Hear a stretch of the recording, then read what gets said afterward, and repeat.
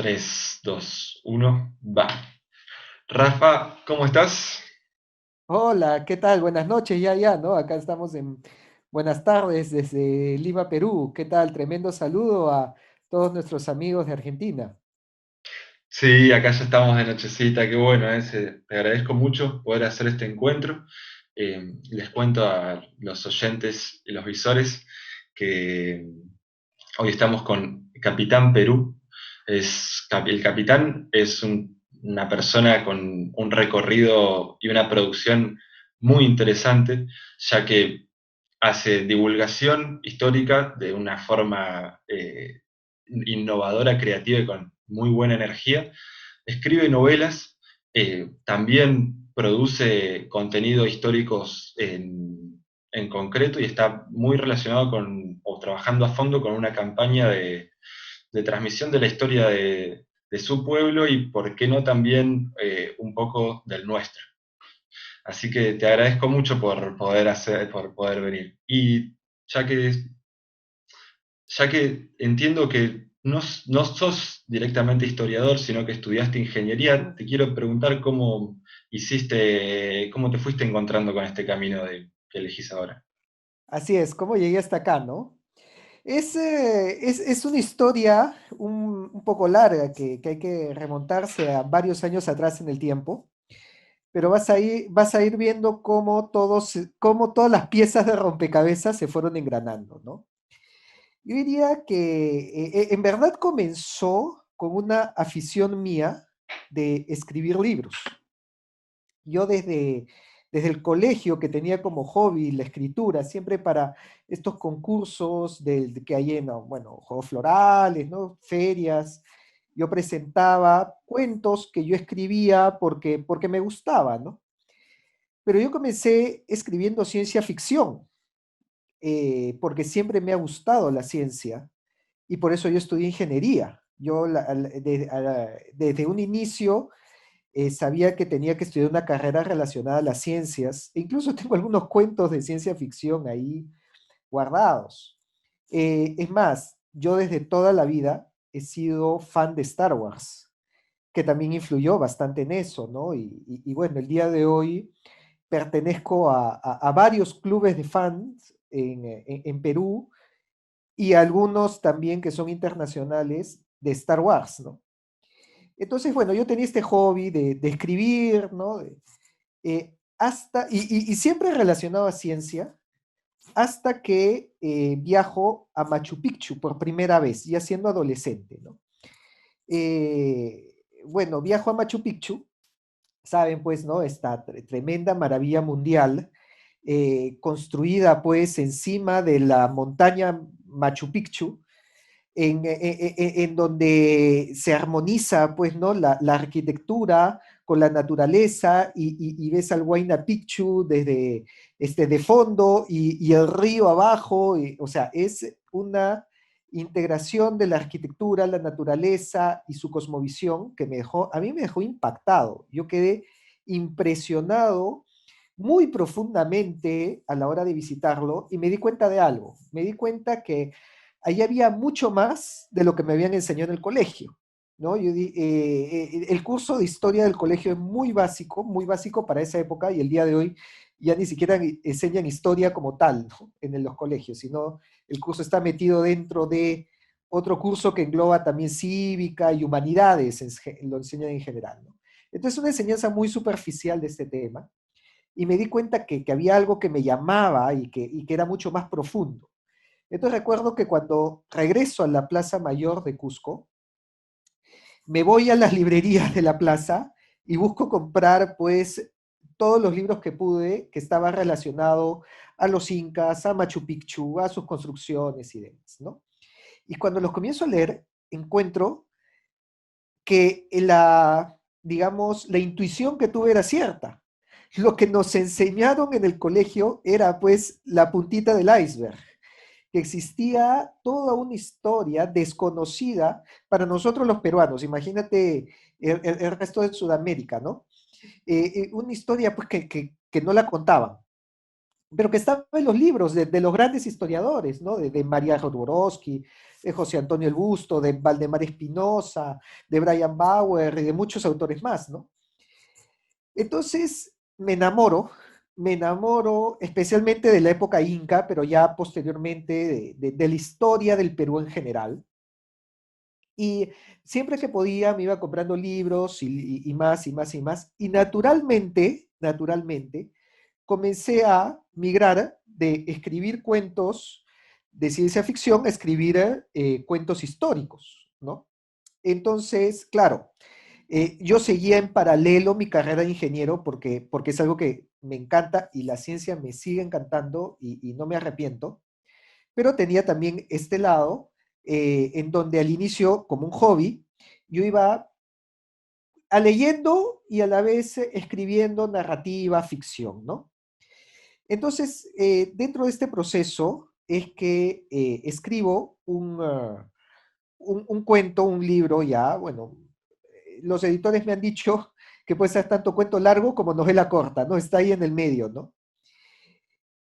Porque lo quise hacer también una lectura digerible, especialmente para personas que no están muy acostumbradas a leer y que quieren saber algo de historia, ¿no? Que se llama El secreto del último Inca, que tiene que ver con una época muy poco estudiada, ¿no? Que es acerca de la conquista.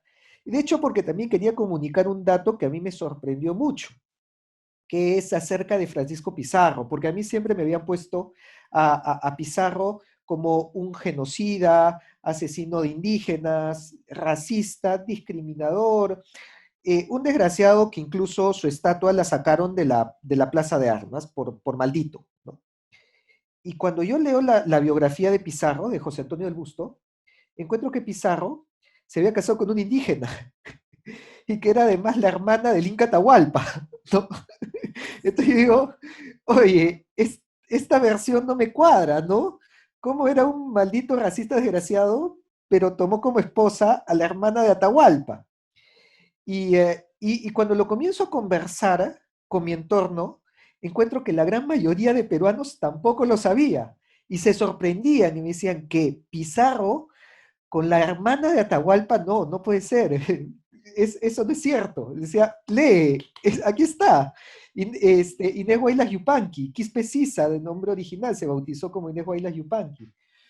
Entonces dije, bueno, esto merece ser contado y escribo una historia que se basa de los descendientes de aquel matrimonio y que es como una especie de código da Vinci, ¿no? Porque el día de hoy buscan aquellos descendientes, buscando pistas dentro de los cuadros, dentro de las reliquias que hay en el centro histórico de Lima, ¿no? Entonces es como una especie de aventura con misterio, pero con todo este trasfondo histórico de esta descendencia del matrimonio de Pizarro con Inés Huaylas, ¿no?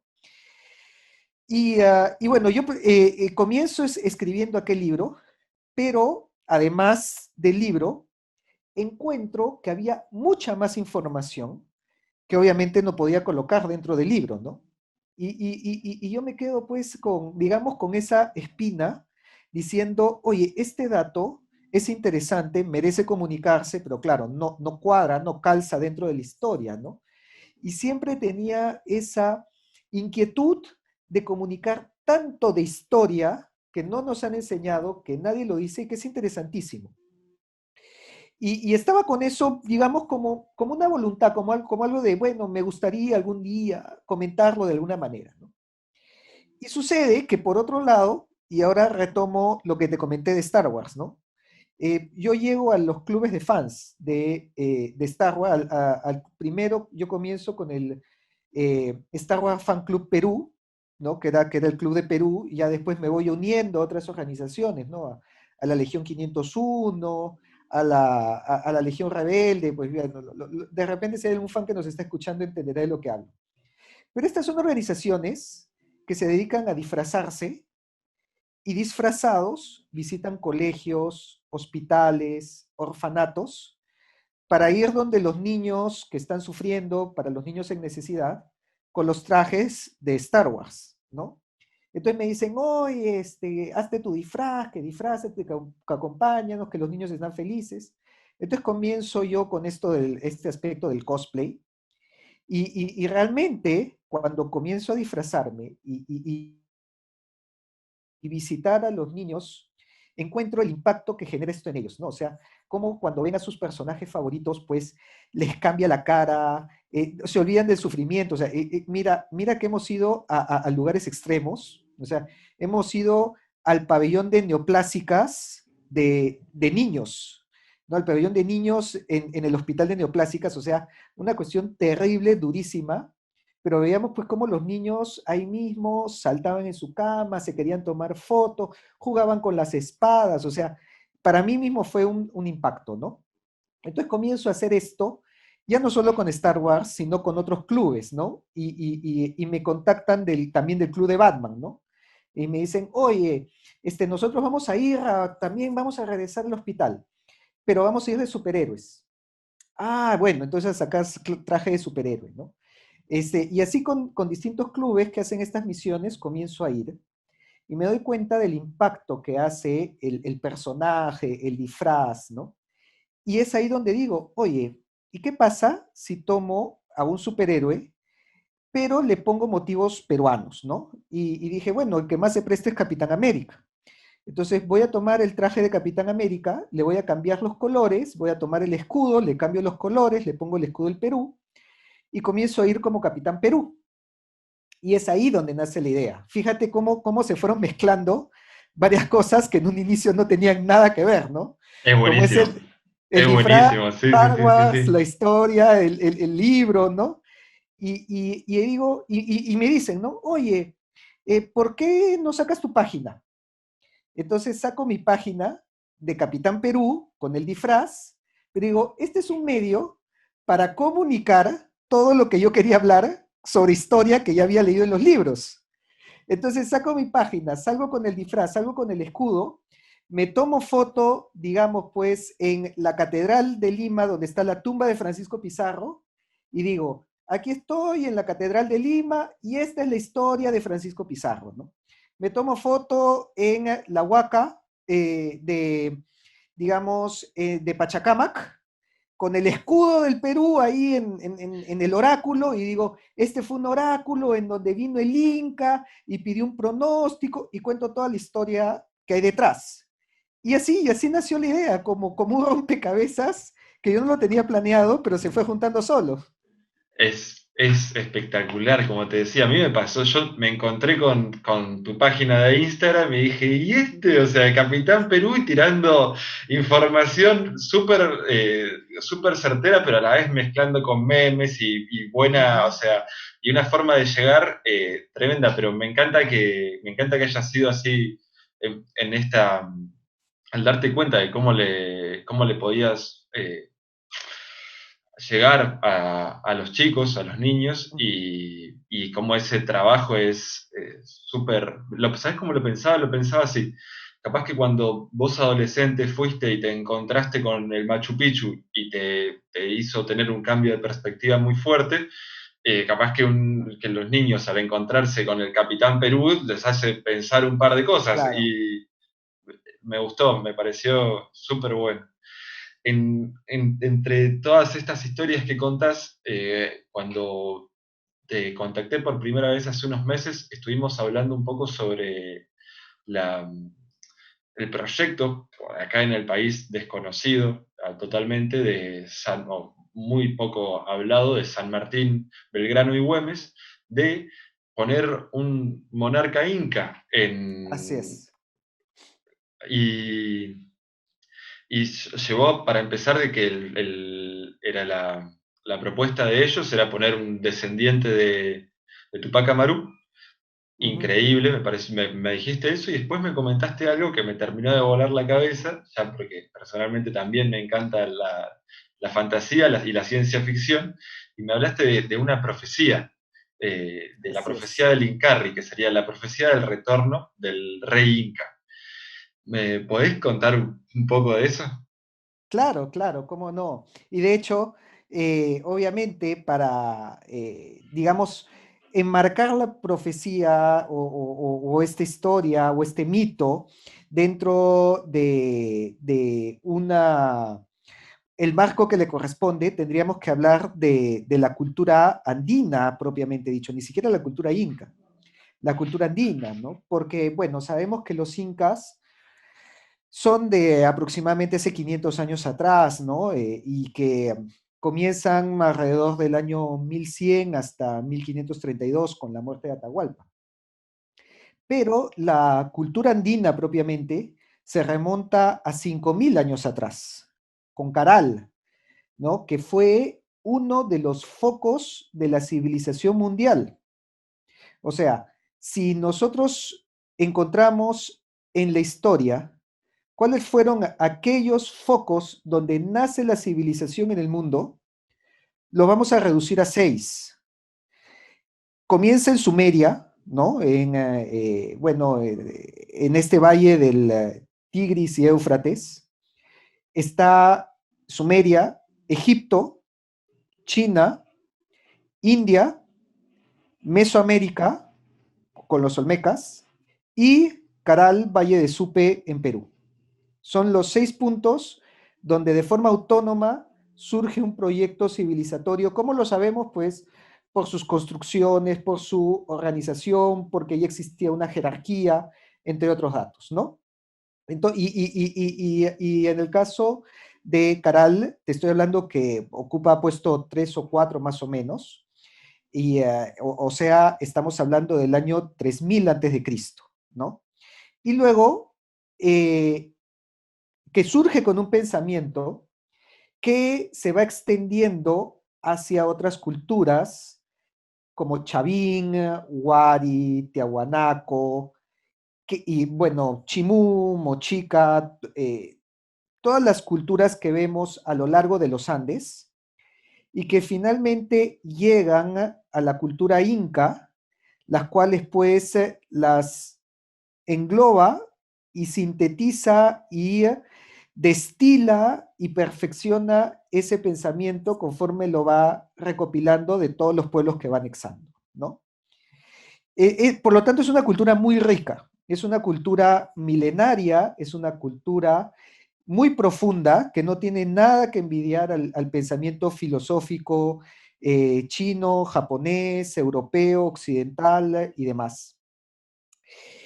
Y dentro de este pensamiento, basado pues en la reciprocidad, que lo llamaban el Aini, que vemos pues en las manos cruzadas, ¿no? Que tantos símbolos de las manos cruzadas que hay pues en los monumentos antiguos o huacos y telares, y que les permitió construir toda una sociedad solamente basada en la reciprocidad.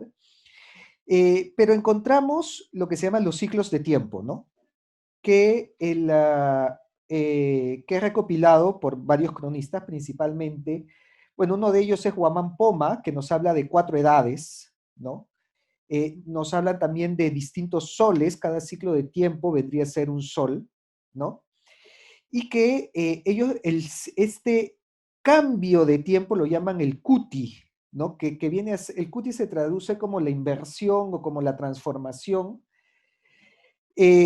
o como este trastorno, este cataclismo, incluso algunos autores lo llaman como un cataclismo de la sociedad, y cuando un imperio cae y viene una época de caos, ¿no? Y que lo hemos visto en todos los imperios, ¿no? Incluso pues desde la caída de Roma, la caída de Constantinopla, sí, sucede en todo el mundo, ¿no? Y ellos llamaron a esto, lo llamaron el cataclismo cósmico, ¿no? O sea, el mundo se pone de cabeza. Y para la cultura andina, el mundo lo llamaron la Pacha, ¿no? La Pacha se traduce como mundo, pero en verdad tiene un significado mucho más profundo. ¿Por qué? Porque en el quechua también se utiliza la palabra Pacha para designar tiempo, ¿no? O sea, Huiña y Pacha es la eternidad, el tiempo eterno, ¿no? Entonces, utilizan Pacha también como tiempo. Tiene la acepción de tiempo. Y también como mundo, como tierra, ¿no? O sea, la Pachamama es la madre tierra. Entonces la Pacha tenía, no es solamente muchos dicen, ah, Pacha es la tierra porque Pachamama es la madre tierra. No, Pacha no es la tierra. Pacha es el espacio-tiempo, es el cosmos, es la dimensión, es la realidad en donde estamos inmersos. E incluso los incas tenían tres Pachas, ¿no? La Pacha donde vivimos, Hanan Pacha, el mundo cósmico, y Uju Pacha, que es el mundo interior. Que ya, bueno, podemos hablar de eso más detenidamente si así lo deseas después, ¿no? Pero la Pacha es este tejido espacial, ¿no? Es este espacio-tiempo que muchos incluso dicen se adelantaron a Albert Einstein, ¿no? Porque suena bastante parecido y Total, sí, totalmente. a los que han leído la relatividad van a decir, oye, esto es cuarta dimensión, ¿no? Es el espacio-tiempo de Einstein, ¿no? Pero tenían este concepto y lo usan en el idioma, es innegable, ¿no? Entonces, el Pachacuti es la inversión del espacio-tiempo, es el cataclismo cósmico.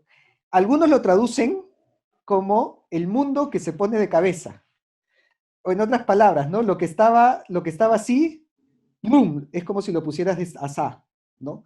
Hay muchos monolitos, monumentos, piedras, huacos, telares, que tienen el concepto del kuti, o sea, que son una imagen que tú puedes ver una imagen del derecho, pero si la pones de cabeza, ves otra imagen. Esto, que lo hemos visto en algunos memes, ya lo hacían pues los Nazca, lo hacían los Chavín, ¿no? Tú tomas la Estela Raimondi, la pones de cabeza y ves otra cara distinta al derecho, ¿no? Este es el Kuti, el mundo poniéndose de cabeza, ¿no? La inversión del tiempo. Y claro, este nombre lo toma un inca, el inca Pachacútec, que vendría a ser de repente el inca más famoso, más conocido, más difundido, porque es el que cambia la tierra, cambia dicen el nombre significa el transformador de la tierra, pero ya hemos visto que Pachacútec significa más que esto, ¿no? Significa el que pone el mundo de cabeza, significa el que trastorna la realidad, el que lo que estaba arriba lo pone abajo y lo que estaba abajo lo pone arriba, ¿no? Entonces, el Inca Pachacútec toma este nombre, pero en la cultura andina, el Pachacútec no era solamente un nombre, era un título, o de repente un punto en el tiempo, un punto en donde ocurre este cambio. Habían varios Pachacutis durante la cosmología andina, ¿no? Y es aquí donde llegamos a esta profecía que mencionabas, ¿no? Porque la muerte de Atahualpa para el mundo andino fue un Pachacútic, fue un trastorno, fue un cataclismo cósmico, fue poner el mundo de cabeza, ¿no? O sea, el orden que existía hasta esa época cambia totalmente y llega una nueva realidad, un nuevo imperio, un nuevo orden, una nueva ley, una nueva sociedad, una nueva cultura. Pero, contrariamente a lo que dicen nuestros amigos indigenistas, que hasta ahora se lamentan de eso, si nosotros vemos la cultura de la época, los incas lo veían como el ciclo natural del tiempo. Incluso algunos autores dicen que para los incas esto era algo que había de venir y citan algunos oráculos que pronosticaban la caída del imperio, o sea, pronosticaban el siguiente Pachacuti. Recordemos pues que los incas provocaron también un Pachacútec, con el Inca Pachacútec, ¿no? Porque a toda la realidad que tenían las otras culturas también las asimilaron, las trastornaron y las cambiaron, ¿no? Entonces para ellos era como parte de la historia. Pero dentro de la parte de esta historia dicen que va a ocurrir un nuevo vuelco, una Claro. nueva alternancia, y que va a ser la vuelta del Inca. Y esto lo llamaron el Incarri, ¿no?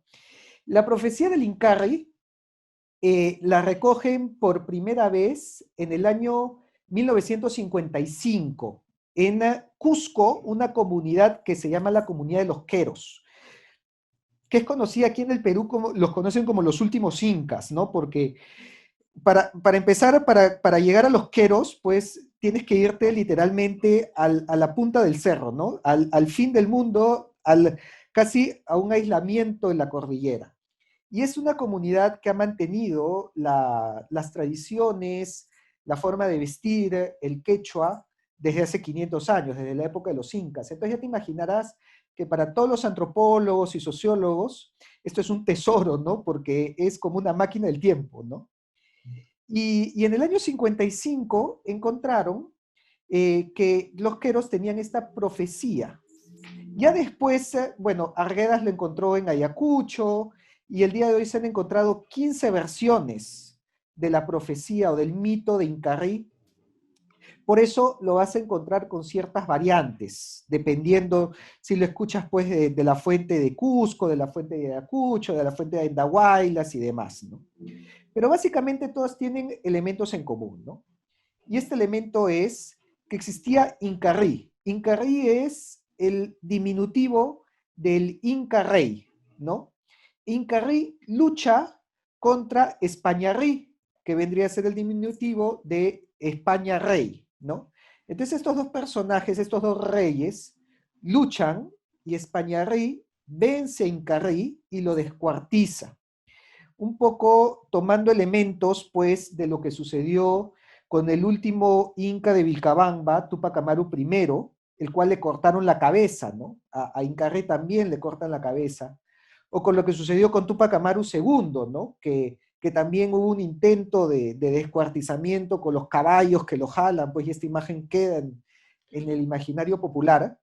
Inca Rey es despedazado, ¿no? Es desmembrado, de repente un poco como han sido desmembrados nuestros países herederos del Tahuantinsuyo, que también han sido desgarrados del cuerpo, ¿no? Sí, Ya, interesante, sí. ya hablaremos después de las interpretaciones de esto, ¿no? Pero cada parte del cuerpo es enterrado en uno de los suyos. Recuerda que el Tahuantinsuyo es el imperio de los cuatro suyos, ¿no? O sea, Chinchay suyo estaba al norte, Coya suyo estaba al sur, Anti suyo estaba al este hacia la selva y Conti suyo estaba hacia el oeste, el mar, ¿no? Entonces, los brazos y piernas son repartidos en los cuatro suyos. Y según algunas versiones del mito, la cabeza se entierra en el Cusco. Según otras versiones del mito, la cabeza y es llevada a España y se entierra en España. Pero en ambos casos, la cabeza sigue viva y se está reconstituyendo y se está uniendo con las partes del cuerpo por debajo de la tierra. Recordemos que hablamos del Ujupacha, ¿no? El Ujupacha es el interior, el seno de la tierra. Es donde nace la vida, es donde germinan las semillas, es de donde brotan las fuentes de agua, ¿no? Es de donde sale Manco Cápac y Mama Ogllo en la leyenda del lago Titicaca, pues surgen del lago Titicaca del Ujupacha, ¿no? El Ujupacha es como el vientre materno, es el que te da la vida, es el que engendra vida, ¿no? Entonces, Incarrí no ha muerto, sigue vivo, es parte del ciclo del tiempo. Y después de que se cumpla el ciclo, va a unir su cuerpo y va a regresar. ¿Qué va a pasar cuando regrese? Depende también de la versión del mito. Algunas versiones dicen que va a restituir el Tahuantinsuyo. Otras dicen que va a ir más allá incluso, porque va a expandir la cultura incaica por todo el mundo. Y otros, ya con más influencia y elementos cristianos, dicen que va a preceder al juicio final y a la venida de Jesucristo. Pero en todo caso, es un nuevo vuelco, ¿no? Es, digamos, ya se cumplió el ciclo de la conquista, de la muerte de Atahualpa, y se espera el nuevo ciclo que ya debe empezar, ¿no? Que es la vuelta del Incarrí y el regreso de esta cultura y de la civilización de los incas, bueno, que nos unirá a todos o que se expandirá en el mundo, y eso depende de la interpretación, pero queda como un mito interesante, ¿no? Es increíble, ¿no? Y lo que me terminó de generar muchas preguntas el otro día fue que tiene fecha dentro de todo. ¿Cuál dice, cómo Así es? es, así es. Bueno, esto ya lo he encontrado en historiadores modernos que interpretan que cada ciclo o cada sol, porque los incas lo llamaban los soles, ¿no? Primer sol, segundo sol, ¿no? O cada etapa dura 500 años. Y de hecho, claro, si nosotros comenzamos a medir, ¿no? Desde el surgimiento de Caral hasta el surgimiento de Chavín hay 500 años, ¿no? Desde la caída de Chavín hasta el surgimiento o la caída de Chavín y de ahí hasta el surgimiento de Wari, más o menos hay, o sea, sí cuadra con lo que ha sucedido en la historia, ¿no? Y claro, si son 500 años cada sol, pues la muerte de Atahualpa ocurrió en 1532. Entonces muchos dicen que el nuevo Incarrí va a surgir 500 años después, el 2032, que ya es una fecha muy cercana. Incluso dicen pues que todos estos periodos turbulentos y de caos que vemos pues de confusión, ¿no? De falta de civilización, es los dolores del parto naturales antes de la llegada del Incarrí. Y sí, porque estamos viviendo una de las épocas más locas de la historia reciente, es seguro. Che, te lo tiro personal. ¿Cuál es tu creencia? ¿Vos qué pensás de este mito? ¿Cómo ¿Qué lo pienso tomás? yo? Es que, a ver, si nosotros siempre analizamos las profecías, son más fáciles analizarlas en retrospectiva que en prospectiva, ¿no? O sea, cuando tú ves una profecía que ya se cumplió, tú dices, ah, pero era lógico que iba a pasar así, te la cantaron, ¿no? Pero cuando tú la ves desde antes de cumplirse, tiene muchas variantes. Y yo, la verdad, te soy sincero, yo todavía estoy en duda cuál de todas estas variantes se va a cumplir, pero sí te puedo decir todas las interpretaciones. La primera interpretación yo lo llamaría ¿cómo decirlo? Los aficionados o los interpretadores de la rama dura. Los de la rama dura hacen una interpretación literal. O sea, te dicen, Incarrí es una persona, es un caudillo, es un ser humano, y no solamente te dicen que es una persona, sino te dicen que ya nació. Así, ¿ah? Así de radicales. Incarrí es una persona y ya nació. Y porque, claro, si decimos que para el 2032 va a restituir la gloria del incanato, pues ya tiene que haber nacido, ¿no? Si no, pues estamos hablando, pues, que sería un treintañero, pues, ¿no? Perdón, tendría, ¿qué? 12 años, ¿no? Claro, totalmente, totalmente. Entonces, Ah, ya debe haber nacido. Y hay un grupo, eso sí, yo lo he averiguado conversando, porque ya te imaginas que este tema se lo he preguntado a medio mundo y a muchas personas que saben más que yo de esto. Y hay un grupo que está buscando en Carril. me encanta, es hermoso, hermoso, Sí, hermoso, hermoso. que viaja por todo el Perú buscando dónde está Incarrí para apoyarlo en la restitución de la gloria del Inca el año 2032. Pero claro, no todos comparten. Y muchos me han dicho, no, pues, están locos, están interpretando mal la profecía. Y hay algunos que yo diría una interpretación intermedia, que dicen, Incarrí no es una persona. Incarrí es un conjunto de personas. O sea, esta fragmentación del cuerpo del Inca nos hace pensar que van a haber varias personas que cuando se unan todas ellas van a poder eh, resucitar o van a poder rescatar la gloria de la cultura andina. Bueno, también me parece lógico, o sea, yo no les puedo decir no, ni de vainas, o sea, suena lógico, es una interpretación.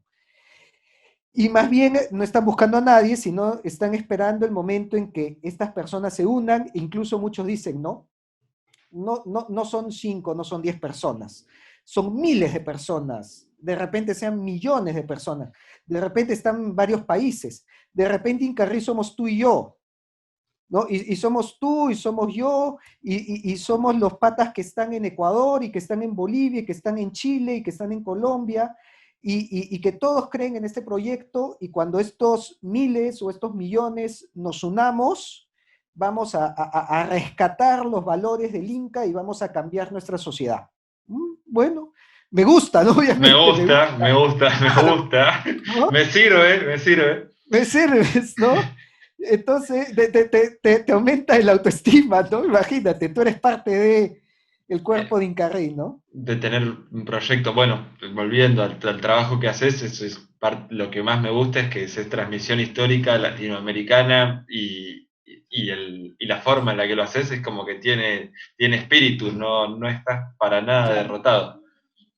Y finalmente, yo diría los de la interpretación light o más suave, son los que te dicen, no, Incarrí no son personas, no existe un Incarrí.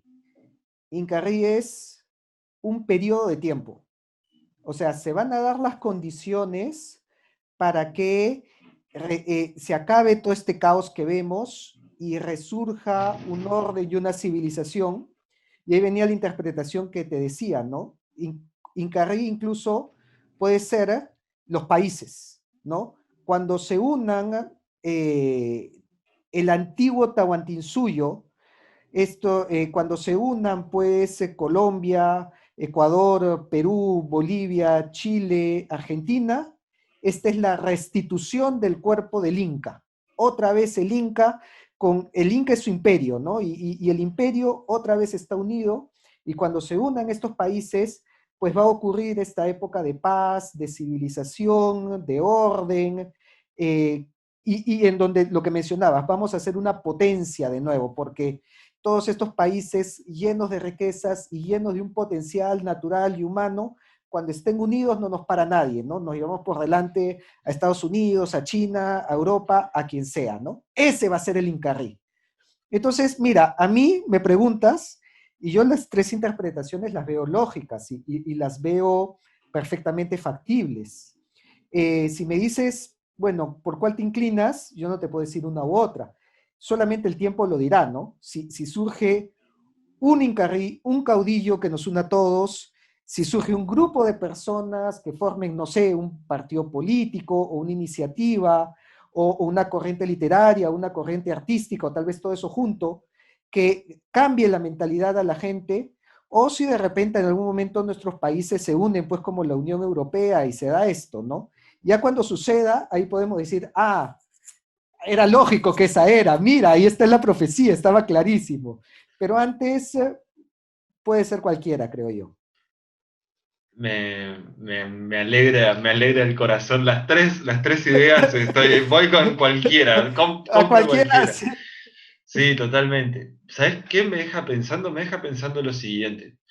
Eh, si, si se volviera a, si lográramos generar algo así, o sea, el mito cuenta no solamente el retorno de una construcción de fuerza, de un bloque de fuerza, como podrían ser los chinos, los rusos o los Ujú. estadounidenses hoy en día, los norteamericanos, sino el regreso y el retorno de la sabiduría de una cultura. Y Así es.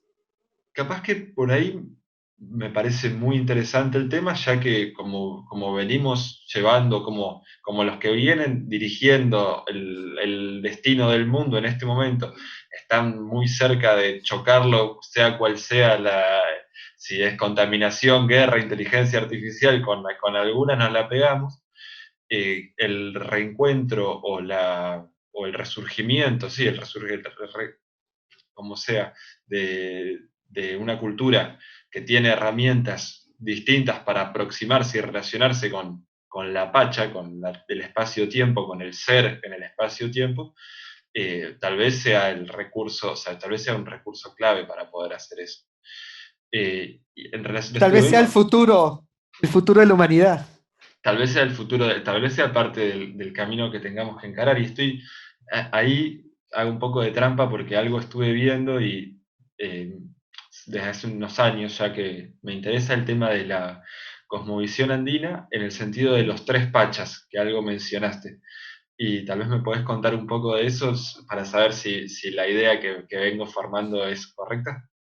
Sí, claro. Bueno, también para todos los que nos están escuchando, que de repente no están ni siquiera familiarizados, ¿no?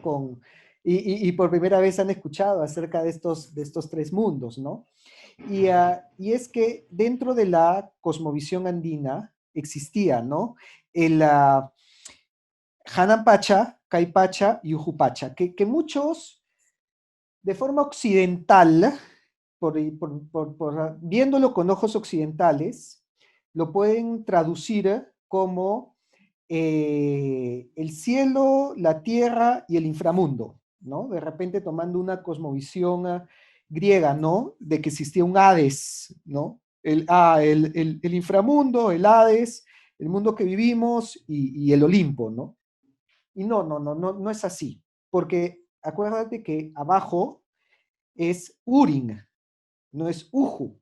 Uju significa interior, ¿no? Entonces, Ujupacha es el mundo interior, que claro, también se refiere al interior de la Tierra, pero también se puede referir al interior del ser humano, ¿no? Y por eso anteriormente dije, en el Ujupacha se gesta la vida, porque la vida se puede gestar debajo de la tierra como una semilla o como una fuente de agua, pero también en el seno de la mujer, en el interior, ¿no? O sea, es en el mundo interior, ya sea de la tierra o de la mujer o del ser humano, donde se gestan las... Y tal vez esto, bueno, a ver, no quiero complicar al que nos ve, Dale pero, masa, si se complica, no, no pasa nada. pero si lo relacionamos con la filosofía griega, estaríamos hablando de logos. El logos se traduce como la palabra, pero en verdad es la idea, el concepto, la conciencia interior que da sentido a la palabra. Porque si yo te digo, esto es mesa, tú en tu cabeza tienes que tener un concepto de mesa que le dé sentido al sonido de la palabra mesa. Eso es el logos. Entonces, el Ujupacha de repente es, yo lo veo más relacionado a un inframundo, lo veo más relacionado a un logos, o sea, a un mundo interior donde se gesta las ideas, el concepto, la vida, y que le da forma al Caipacha, que es el mundo que nos rodea. Pero Kai, en quechua, no, bueno, se traduce como el mundo presente, pero Kai es el ser. Entonces, Kai Pacha es el mundo que es. Y si acá nosotros nos ponemos a hablar de la relación entre el Uju Pacha y el Kai Pacha, podríamos hablar la relación filosófica entre el logos y el ser, y ya con eso pues nos quedamos hasta el día de mañana hablando de eso y más todavía, Mejor porque, ni entrar al Hanan Pacha y lo espiritual porque ya tenés ahí suficiente. volamos, ¿no? Claro. Entonces, claro, el Hanan Pacha sería la trascendencia, el más allá, el mundo donde habita Huiracocha, Inti, porque, pero quiero que sí se queden con este concepto, creo que es más simple, de mi interior surge el ser y me lleva a trascender, que es algo que ha perdido este mundo de hoy, ¿no? Sí, ¿sabés cómo te puedo contar cómo lo vengo pensando? Dale, dale. Desde hace tiempo por ahí, con los mitos de los héroes griegos Ujú, y cómo en algún momento de su viaje, tenían su viaje por lo general a hacer a realizar alguna proeza sobrehumana de orden de lo divino, tenían que, o se encontraban con algún pasaje por el inframundo. ujú, claro. Y hace un tiempo vi una película de Guy Ritchie, no sé si lo tenés, es un director que hace Ujú, películas, es un director inglés, hace películas similares a Pulp Fiction, pero con versión inglesa. Rock and Roll es la más conocida, Cerdos y Diamantes se tradujo otra, están súper interesantes. Hace un par de años saca La leyenda del rey Arturo, versión Guy Ritchie. Es esta que hace poco salió en el cine. Película está buena, tampoco es increíble, pero juega. Solo que viendo la entrevista con el loco, él cuenta que está trabajando el viaje del héroe. Y en un momento, al rey Arturo de la película lo hace tener una ceremonia con chamanes de Irlanda y viajar al inframundo. Y cuando viaja al inframundo, viaja al mundo de adentro, se encuentra con lo que se encontraban los griegos, con los demonios que hay adentro, los enfrenta y al poder salir de ahí, sale ya en otra frecuencia, listo para enfrentar el desafío que tenía que enfrentar, bueno, el desafío del orden del Hanan Pacha, tal vez. Y son conceptos muy profundos y muy complejos, porque combinar el tema del... Sí, no, nada que decir. Bueno, nos Me vamos a deja sin rayar. palabras. Sí, Sí, sí, me deja sin palabras eso. y yo creo que el mundo de hoy necesita de eso, porque vemos el día de hoy un mundo materialista, hedonista, basado en la búsqueda del placer y especialmente del placer inmediato, ¿no? Del placer al corto plazo.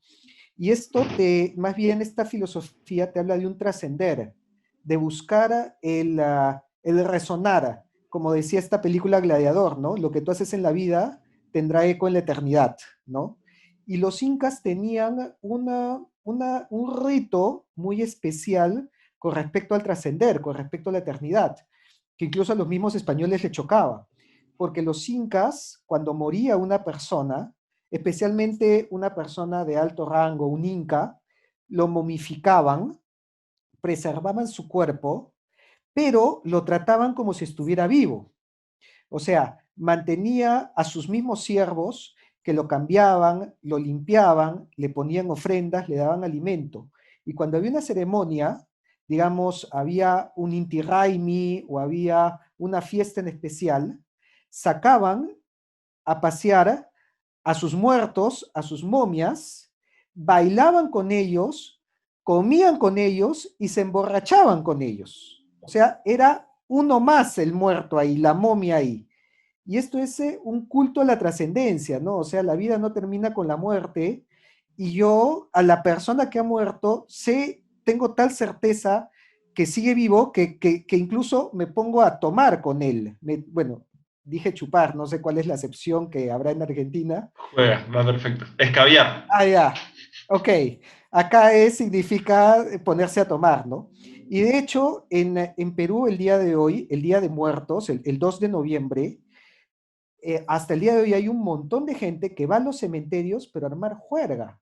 Y claro, con una visión más occidental, eso dices, oye, ¿quién se va a emborrachar en un cementerio poniendo música chicha o poniendo guainos y armar una fiesta en pleno cementerio? O sea, ¿Ya? no cuadra con nuestra mentalidad occidental, pero con la mentalidad andina calza perfectamente porque era este sentido de convivir con la muerte, pero con la certeza de que uno va a trascender la muerte. Y ese concepto incluso generó un cambio en la cultura andina, ¿no? Y acá voy a aprovechar para contarte otro mito bueno, no he contado, este es primicia, este es novedad, no lo he contado todavía, de repente no lo has escuchado, pero es el mito de Huiracocha, porque, claro, muchos el día de hoy hablan de indigenismo y se llenan la boca de cultura andina, y yo creo que lo hacen más de la boca para afuera, porque no profundizan en la cultura andina, ¿no? Es más, el día de hoy, muchos de los que defienden a rajatabla y se indignan por el tema de la conquista y se rasgan las vestiduras por los indígenas, todavía me defienden y me argumentan que la principal deidad de los incas era la Pachamama. Y este es un concepto seguramente muy difundido y que muchos, incluso el día de hoy, pueden pensar que los incas adoraban a la Pachamama. Yo le digo, no, eso no es verdad. Uy, me dicen de todo. No, que tú no sabes. No, pero es que muéstrame los libros. Muestra a los que han estudiado el tema, ¿no? Este tema de la Pachamama, si bien para los incas era importante, viene más de un tema de New Age, ¿no? Que debes haber escuchado el New Age, la madre tierra, el nuevo ecologismo y demás. Entonces, lo han importado de la New Age y han dicho, los incas, Pachamama, Gaia, listo, y se han quedado ahí. Pero la principal deidad de los incas era Huiracocha, por encima de la Pachamama. Es más, te muestro el libro de María Rodborowski, que ha estudiado la religión andina, y te pone capítulo 1, dioses principales, Huiracocha, Inti, el sol, Quilla, la luna, y Yapa, el rayo. Y se acabó.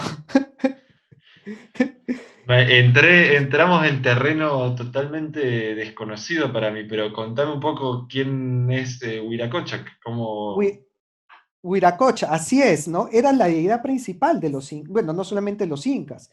A Huiracocha lo puedes ver, por ejemplo, en la Puerta del Sol, ¿no? Que el día de hoy está en Bolivia, este famoso monumento, ¿no? Que tiene una puerta y que arriba tiene una imagen de un dios con una máscara solar y sosteniendo dos varas.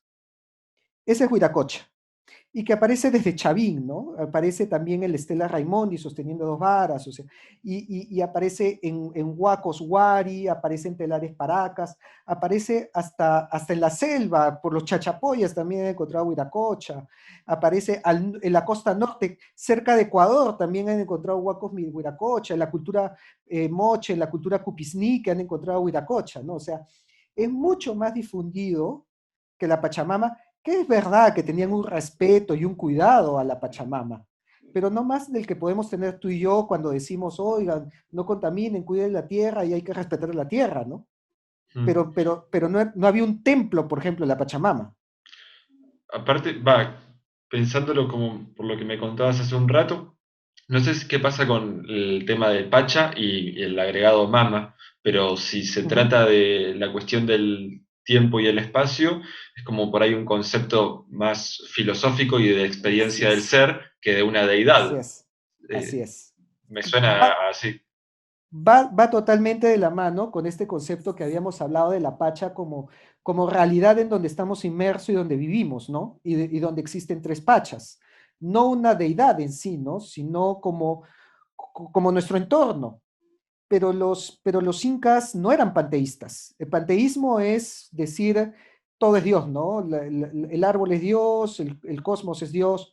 No eran panteístas, ¿no? Ellos tenían a dioses específicos e identificados, ¿no? Y como dije, estaba el Inti, estaba el Sol, estaba, bueno, la Luna y estaba Huiracocha, cuyo nombre completo es Iyatexiapo Contiki Huiracocha Pachayachachic, pero llamémosle Huiracocha a secas, ¿no? Porque, digamos, todo su nombre, el nombre es muy importante para las culturas, ¿no? Incluso para el judeocristianismo el nombre identifica el ser, ¿no? Yo te ponía de nombre algo que te identifica a ti, ¿no? Por eso nuestros nombres tienen un significado, ¿no? O sea, Rafael significa la medicina de Dios, ¿no? Por el arcángel Rafael que le da la medicina a Tobías, ¿no? Francisco significa el que habla francés, ¿no? Entonces, el nombre identifica el ser, ¿no? Y por eso Huiracocha, su nombre es pues prácticamente toda una oración. Cuenta el mito de Huiracocha que bueno, también hay varias versiones del mito de Huiracocha, también dependiendo si lo preguntabas pues a los collas de Bolivia, a los aymaras, a los incas, ¿no? Pero él sale de un monte en Bolivia llamado Tunupa y emprende un viaje de civilización, viajando por todos los Andes. Y cuentan las crónicas que en los Andes existía una época de caos, una época, incluso lo ponen como una época de promiscuidad, una época en donde no hay ley, no hay orden, no hay autoridad y cada uno hacía lo que le da la gana. Y los hombres guerreaban entre sí. Claro, yo leo esto y me hace acordar del mundo de hoy, ¿no? Me hace acordar pues al caos, al desorden, a la anarquía, a la falta de autoridad, a la perpetua sublevación y a una anticivilización, ¿no? A enfrentarme a todo aquello que representa una civilización, ya sea una autoridad, ya sea instituciones, ya sea economía, ya sea religión, o incluso ya sea la policía, ¿no? Ah, maldito policía, él representa el autoritarismo y el fascismo, ¿no? Oye, pero sin policía, pues, cundiría el caos, ¿no? Y esta era la época que existía cuando Huiracocha emprende su viaje. Y cuenta este mito que Huiracocha emprende un viaje civilizador, predicando el orden, la autoridad y la civilización.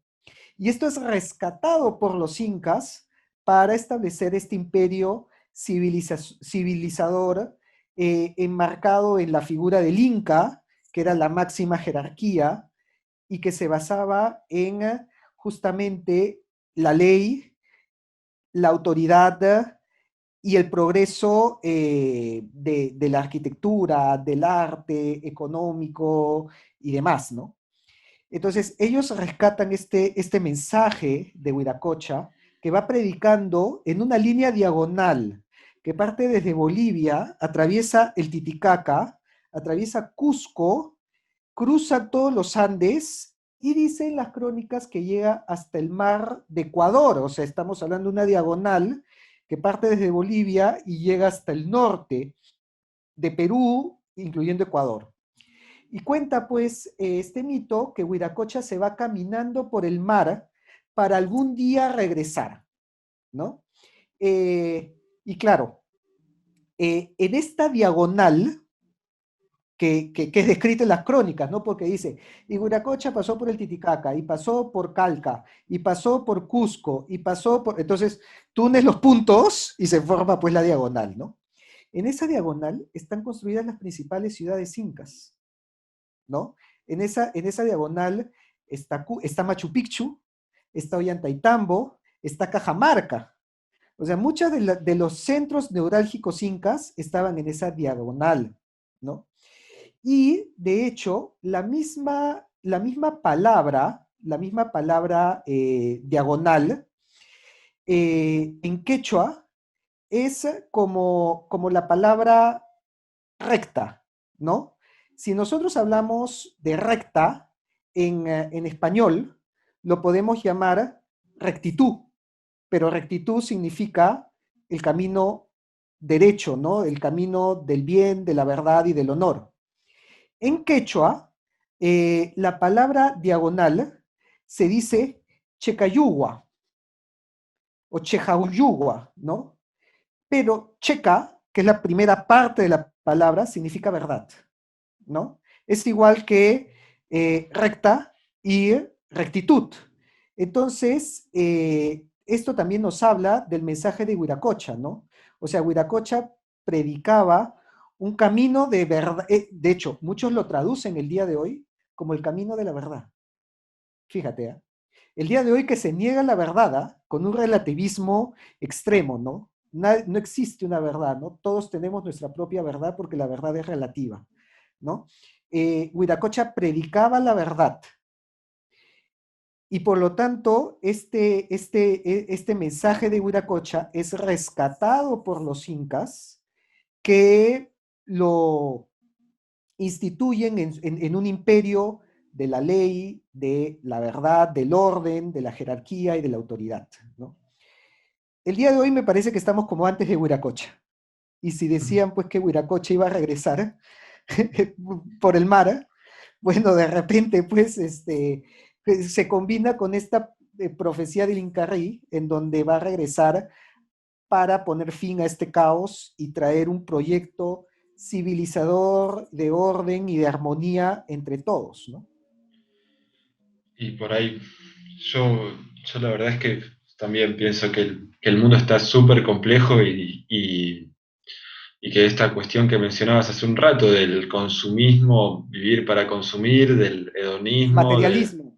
materialismo, de la identificación del ser con objetos o títulos vacíos, eh, bueno, nos está llevando derechito a muchos problemas y cada vez más. A la Así destrucción. que sí, eh, por eso, bueno, me parece súper, súper valioso escuchar, abrir el oído a estas cuestiones que parecen tan lejanas, pero en realidad no lo son porque, como te lo decís, están los queros ahí viviendo y planteando, plantándose desde ese lugar para vivir la vida y con herramientas para poder transmitir y compartir, como tenemos hoy en día, como estamos haciendo acá, eh, un poco de ese conocimiento, de esa información. No sé, me parece que si hay una manera si hay un camino para darle, me parece que ese es uno bueno. Pensar que no son cuentos, sino son cuestiones muy, formas distintas de aproximarse a la vida, que por el puro, el puro desfasaje me parece, en lo personal pienso, el puro desfasaje de tecnología, información, dibujitos animados, juegos de computación, la forma en la que se transmite el conocimiento, la forma en la que construimos nuestras relaciones y vínculos sociales, ya nos lanzan a un mundo que está muy acelerado y hay muy poco, espero decir, creo que sea, es el Ujupacha, el del camino.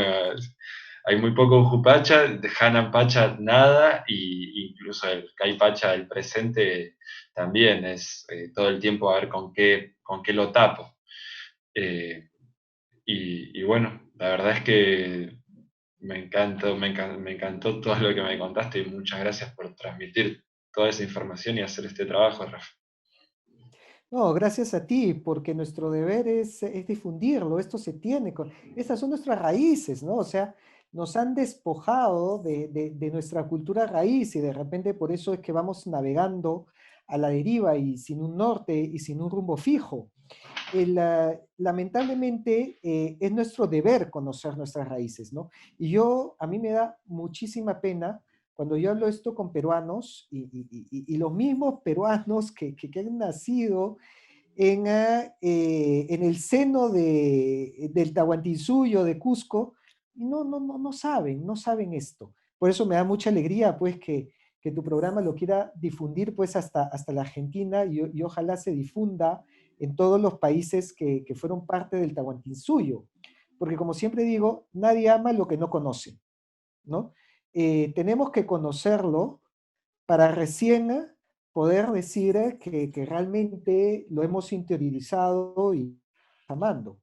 El día de hoy veo muchas personas que se llenan la boca con estos temas de indigenismo y de injusticia, lo cual está bien reclamar por la injusticia de personas que le están pasando mal, pero no si se hace solamente por un aspecto político o de generar caos o de generar una revuelta o de sembrar la destrucción.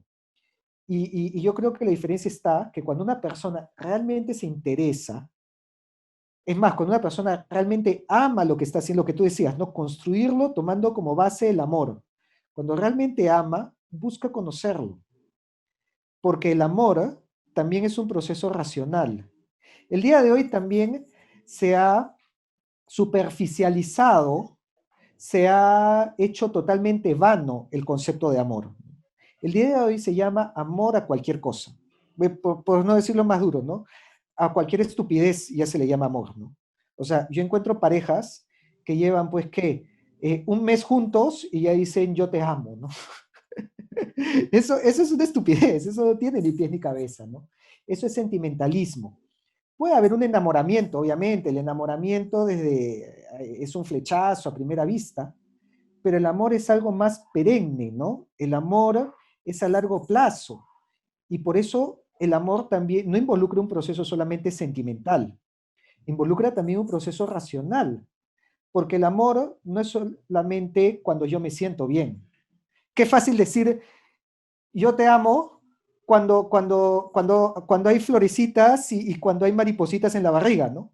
Ahí sí, obviamente, todos amamos, pero el verdadero amor está cuando no te sientes bien, ¿no? Cuando la pasas mal, cuando ya no soportas a la persona, cuando estás harto, cuando ya no te cae, cuando ya no quieres seguir, pero tú dices, no, yo he hecho una promesa, yo tengo un compromiso, y esta coyuntura circunstancial no va a definir la decisión que voy a tomar y por amor decido continuar. Y eso ya nos alejamos del sentimentalismo y es una racionalidad, ¿no? Entonces, por eso, para amar hay que conocer. Y si no conocemos nuestra cultura, no la vamos a amar.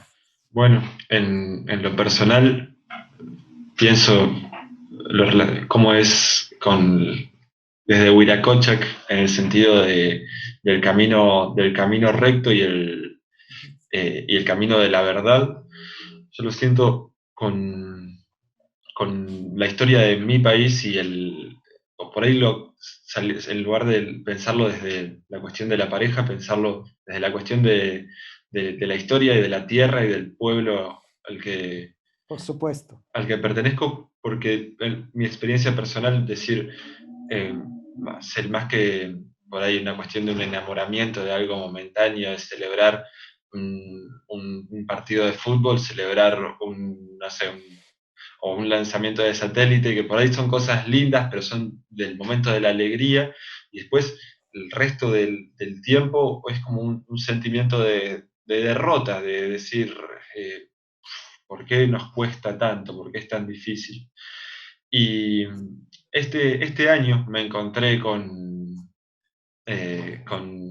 la música, con el folclore, Ujú, y, y de repente me encontré con filósofos propiamente dichos, filósofos de los buenos, hablando, contando historias sobre esta tierra, sobre la forma de vivir, de ser, la forma de encarar también, sí, también una cuestión filosófica, pero la filosofía de la buena, de la de ujú.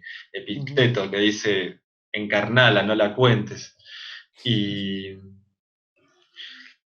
y bueno, y escuchando estas historias, escuchando estas canciones, escuchando estas formas de, de plantarse ante la vida por autores del campo, de la tierra, de la historia del lugar, de repente me hizo sentir mucho mejor parado, porque el tema de las raíces, si construís y conoces tus raíces, vas a estar más fuerte, más sólido. Y ese sentimiento de derrota se empezó a transformar en unas ganas, en un decir, pero ¿y por qué no? O sea, y de repente pensar esto, ¿viste? ¿Por qué estamos así de divididos? Si tenemos la misma historia, hablamos el mismo idioma, eh, misma, mismos problemas, mismas dificultades, mismo libertador. eh, y bueno, y empezar meterme para adentro, a escuchar historia argentina, a escuchar arte, a escuchar ahora historia del Perú y de la tradición incaica. Eh, sí, siento que me fortalece en alguna parte del espíritu que tenía bastante golpeada. Así que te agradezco mucho una vez más. Qué bueno, qué alegría que haya tenido ese resultado y ojalá pues que también a los que nos escuchen, ¿no? Haga ese efecto y agradecerte a ti por la oportunidad de tener ese espacio porque el ejemplo que has dado me parece buenísimo, ¿no? ¿De qué nos sirve pues decir que amamos a la patria el 28 de julio? O bueno, en su caso, sus fiestas patrias son 25 de mayo, si no me equivoco, ¿no? Ujú. Entonces, si el 25 de mayo pues yo salgo con banderitas o solamente cuando la selección gana un partido, pero después, el resto del año, boto la basura a la calle, pintarrajeo los monumentos, no pago impuestos, le robo al Estado, coimeo, o bueno, acá lo llamamos la cutra, ¿no?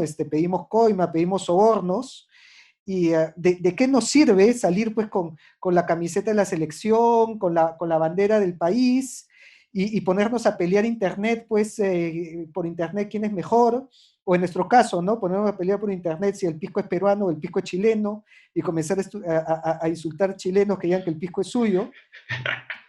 Nosotros nos Esa es peleamos la con los uruguayos, clásica. sí, sí, Claro, y sí, ustedes sí. pelean con los... Claro, entonces, ¿de qué sirve eso si yo después estoy buscando cómo robarle al país, cómo no pagar impuestos, cómo recibir sobornos, cómo tirar la basura a la calle, cómo sacarle la vuelta a la ley, cómo coimear al policía? No tiene ningún sentido, ¿no? Si realmente amas a tu patria, entonces trabaja por hacer el país que todos soñamos, pero eso cuesta, ¿no? O sea, cuesta asumir una multa, cuesta caminar un poco y tirar la basura en el tacho de basura, ¿no? Cuesta mucho más cuando tú ves que a todo tu alrededor están recibiendo sobornos y tú dices, no, yo no me voy a corromper. Cuesta un montón, de hecho que sí, pero si no lo hacemos, vamos a estar en el lodo todavía, vamos a estar sumergidos en esta mediocridad y tratando de camuflarla con patrioterismos de banderas y partidos de fútbol y comida o una excusa, pero que en el fondo no hacen al país mejor como debemos hacerlo, ¿no? Sí, sí, totalmente. ¿Sabes? Pero ¿sabes qué se me ocurre? Que para, para lograr ese cambio de perspectiva y ese cambio de decir, bueno, salir de un estado por ahí de supervivencia y ventajismo para entrar en un estado de ganas de más y ganas de construcción y ganas de hacer, eh, hace falta un sentido, y un sentido es una de las muy buenas formas de transmitirlo, es con buenas historias, con profecías, con mitos, eh, Ujú. hay muchas, con música, con arte, Claro. y de esa forma, bueno, llegar a los corazones, llegar al corazón a la gente y que tenga ganas de más. Eh, Así que, bueno, me parece que va por ahí la cosa. Bueno, los europeos han hecho muy bien eso, ¿no? Y yo estoy seguro que acá nosotros nos sentamos a conversar y vamos a estar más familiarizados con los mitos, pues, de Rómulo y Remo. Ahorita hemos estado hablando de filosofía griega y ¿no? Hemos estado hablando del rey Arturo. O sea, estamos más cercanos a las historias, a los mitos, a las leyendas de Italia, de Inglaterra, de Grecia, de Francia, de España, de Alemania, de Estados Unidos o incluso de Japón, de China, ¿no? Que vienen a nosotros, pues, gracias al anime, gracias a las películas, gracias al K-pop, J-pop, dioramas, pero es arte, son historias, son películas que nos transmiten su propia cultura. Para mí es impensable que un italiano no conozca el mito de Rómulo y Remo, ¿no? Amamantados por la loba. Pero el día de hoy pues tenemos que acá que nadie conoce el mito del surgimiento de los hermanos Ayar, que salieron de Pacaritambo para fundar Cusco, ¿no? Entonces me dice, ¿cómo ellos han vendido tan bien su historia, sus mitos, su cultura, su forma de pensar, y nosotros tan mal, ¿no? Pero bueno, yo tengo la fe y la confianza de que tiene que venir la generación de nosotros, la generación del Incarri, que va a cambiar eso. Totalmente, me encanta, me encanta. Vamos con eso. Medio que la estoy cerrando, pero porque tengo un tiempo limitado para poder subir el audio del programa. Si nos Ujú. extendemos no me va a dejar subirlo, che, pero sí, me encanta. Generación del Incarri es lo que somos, si nos atenemos al tiempo o no. Sea Quedará, como aparezca una persona, o sea en grupo, es este momento. Tenemos entonces 12 años. será motivo para que quede para una segunda parte. Totalmente, totalmente, me encantaría. Muchas gracias, Che. Te A ti, mando y una, quedamos para una continuación entonces. totalmente, te mando un abrazo grande. Lo Gracias. máximo, y que tengas muchísima suerte con tu programa.